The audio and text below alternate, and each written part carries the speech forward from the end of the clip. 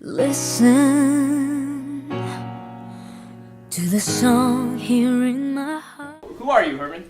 Herman Thomas. Graduate of El Camino High School, now at American River. I'm just a kid trying to develop and grow, trying to play football. Best memory at El Camino? I think it was like freshman year, just the whole how I didn't really know anyone. I was from a different middle school out of the district, except for like a few kids, and just the whole camaraderie of like my football team. Freshman year, how like I remember like the first day at lunch, I didn't really know anyone, and a couple guys kind of like took me under the wing. I mean, even as freshmen, like that, I thought that was kind of a big thing, and I thought ever since then I knew it was going to be a good year. It was going to be a good couple years here at El Camino because a lot of schools don't have friends like that, that will take you under your wing, and even when they don't really know you just from football. So I think that's my best memory of El Camino, freshman year memories for sure. What do you think is your worst memory?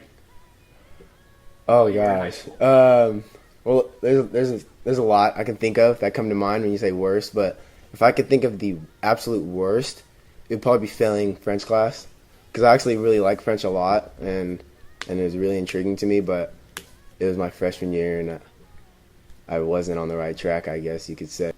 Do you use Twitter and Facebook and Instagram and Vine a lot? Oh yeah, I'm an active tweeter, you could say. So I use Twitter a lot. Facebook, I kind of keep up with family and friends on that, and Vine's funny. I like to use that. So yeah, I guess you could say I use social media a lot. How do you use it? That's an interesting question. Maybe I might have used it at times, I guess you could say. I use it to I don't really know. I guess in my mind, I kind of want to make it famous someday, and I don't know, whatever I do, I just kind of want people to know like the real Herman, I guess, like the real me, and not kind of, because I know in society today, the media, just the regular media, has a lot to do with like the public eye and how they see celebrities and stuff like that. So I don't know. I want people to know like the real me. If you follow me on Twitter, like you'll know kind of like exactly who I am, and like no edits or anything like that. It's kind of just straight me. Have you ever done anything mean on Twitter or Facebook? I could think of a few nasty conversations that I might have had with a couple people, or a few words that could have been exchanged that were mean. Could you tell us about maybe one? I know that just this past year when I was a senior here at El Camino, me and another, I was in student government. My Twitter app right there actually going on. When I was in student government, I got in kind of a heated debate with another member because of the I don't know, work being done in the class or something like that. But yeah, some mean words were exchanged in that tweet argument, or Twitter fight, if you will. How was it interpreted? Did they think of it the way that you wanted them to interpret it? I think that I probably said some things I shouldn't have said. Obviously, I think that it got blown out of proportion in the beginning. Like you said, it was misinterpreted. We were just, kind of, like I said, no editing. I kind of was voicing my opinion, and I probably should have voiced it a different way, because it came off as a way that could have offended other people, and it actually did. So, yeah, I think that it was kind of misinterpreted, but at the same time, it could have been avoided with just, simple misuse of words. Do you feel like you would have said the same thing in person?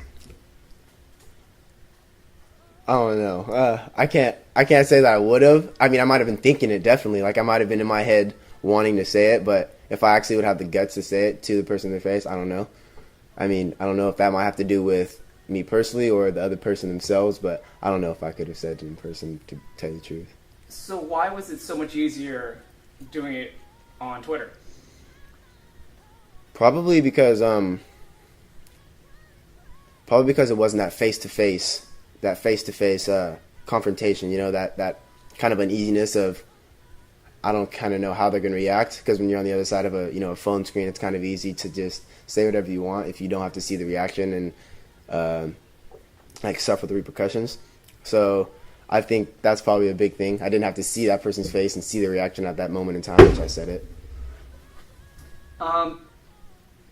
have there ever been any consequences to like any of your Twitter comments or anything like? I mean, outside of the person that you affected. It's a funny story actually. A few days ago, I don't know why I was up so late, but I was on Twitter, and my football coach, Dorian Marable, he was my high school football coach. He